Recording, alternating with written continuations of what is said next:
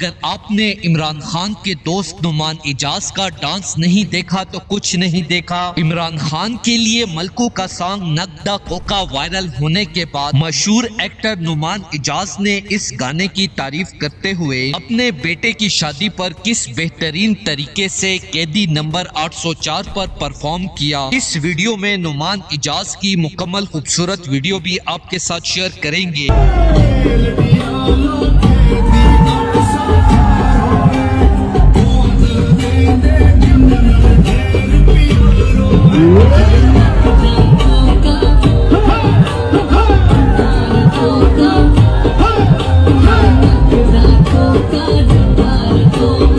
दोस्तों, जैसा कि आपको पता है कि खान साहब पर रिलीज होने वाला ये गाना इस वक्त पूरी दुनिया में वायरल हो चुका है। ऐसे में इमरान खान के पुराने दोस्त नुमान इजाज ने भरपूर तरीके से अपने जज्बात शेयर करते हुए मलकू के गाने कैदी नंबर 804 पर डांस किया है। नगदा कोका कैदी नंबर 804 पर नुमान इजाज का डांस वायरल होने के बाद अजीम लीडर इमरान खान ने अडियाला जेल से दोस्त नुमान इजाज के लिए सोने की कीमती घड़ी गिफ्ट देने का ऐलान कर दिया है। हदीस है नबी सल्लल्लाहु अलैहि वसल्लम की, उन्होंने कहा कि अगली दुनिया के लिए ऐसे जियो कि तुमने कल मर जाना है, इस दुनिया के लिए ऐसे जियो कि आपने 1000 साल जिंदा रहना है।